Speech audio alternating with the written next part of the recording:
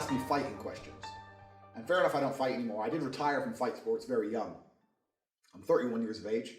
I started kickboxing when I was 17. I was world champion at 23. I became 4 times world champion. I retired from fighting at 28. I then came back to the ring and I got a really bad poke in the eye, which is a very annoying way to end a career at the age of 30. So it should have been a no contest. They're saying I lost, whatever.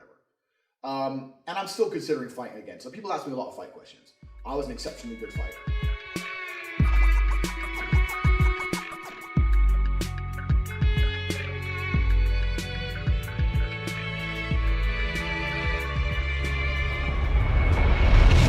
Good shot there from Tate! Fighting is a very difficult thing to learn because you have to reprogram your basic instincts. The human instinct to how to fight is incorrect. You lift your head up and you swing with your hands down to get power, and everything you do instinctually is completely wrong. So it's very difficult to reprogram your instincts on something, especially in fighting, because fighting happens very quickly. It's very savage, it's very fast. But when people do say to me, how do I learn to fight? I say, well, a few things. One, you don't just learn to fight. It's not like, it's not learning how to fucking flip a coin. It's something you have to train constantly. And the second you stop training, your reactions slow down X amount. Secondly, to be able to fight effectively, you also have to be strong. You also have to be fit. There's a whole bunch of other things you have to do.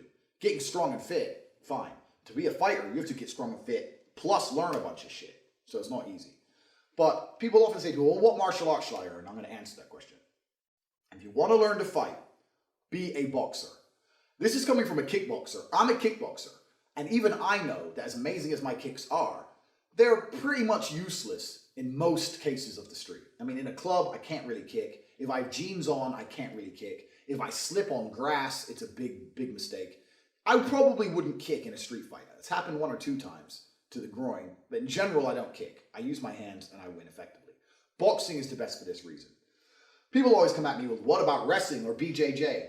Newsflash, BJJ is fucking useless outside of the cage. And when I say this, a whole bunch of Brazilian Jiu-Jitsu players get triggered. I start going, oh, you've never messed with a BJJ guy. Actually wrong. If you look at my career, I've been in the cage 6 times.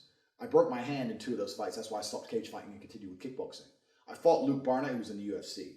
I've won by knockout many times in the cage. So I understand Brazilian Jiu-Jitsu. I trained Brazilian Jiu-Jitsu, and I fought against Brazilian Jiu-Jitsu professionally. But I'm telling you, for the street, for self-defense, do not waste your time with BJJ or wrestling. And here's why. The number 1 rule of the street is do not go to the ground. You don't know if your opponent has a weapon, like a knife. You don't know if he has a friend who's going to come along and kick you in the face. You don't know if police are going to turn up. You don't know if the whole big corner, all of his friends are going to be running around the corner. You need to be on your feet at all times, ready to run to preserve your life. Rolling around on the floor with some guy is not a good idea, for the reasons I've named plus more. Secondly, a lot of these BJJ moves are ineffective against the rules of the street. Yeah, a triangle choke works in the cage, but it ain't gonna work if someone can bite your fucking balls off. And an armbar ain't gonna work if they're taking a chunk out your fucking skin. And these other things aren't gonna work if they pick up a rock and smash you around the head with it. You try and triangle choke a dude when he can pick you up and slam you on concrete, not an octagon. When he body slams your head on concrete, you tell me how you're gonna get away with that triangle choke without taking damage yourself. It's bullshit. All of it's ineffective on the street. And the most important thing, and this is the most crazy thing about all, when's the last time you've ever seen a fair fight on the street? Ever. I've been in my fair share of street fights. I live in Eastern Europe. I live in a dangerous place. I've been to 60 countries. I'm telling you, I've never seen a fair fight. Every time I was in a fight, I was against multiple opponents. As a striker, as a combatant who can strike, I can deal with multiple opponents. Let me tell you something. You can get the best BJJ player in the world. If he's fighting 2 guys, he's going to lose. Because as soon as he tries to grab one up, the other guy's going to jump on his fucking face. So who cares how good you are at fucking this kind of choke, that kind of choke. You're going to get fucking grounded and pounded or head stomped and beaten up. Rules of street fights. Stay on your feet. Use your hands and be ready to go from attacking to running from your life at the drop of a hat. This is the advice I give you. You want to learn to fight in the street? Box. Do not fuck around with BJJ or wrestling, because let me tell you something, it's a waste of fucking time. Anyone who thinks I'm wrong, I'll challenge you to the following. You and one of your friends come along and try and fight me. And I'll just use what I know, and we'll see how the fight goes down. I'm guaranteeing you, you're going to take some shots. I might take some shots. I don't know who you are. But either way, I'll be on my feet, I'll be moving, you're going to get hit in the face.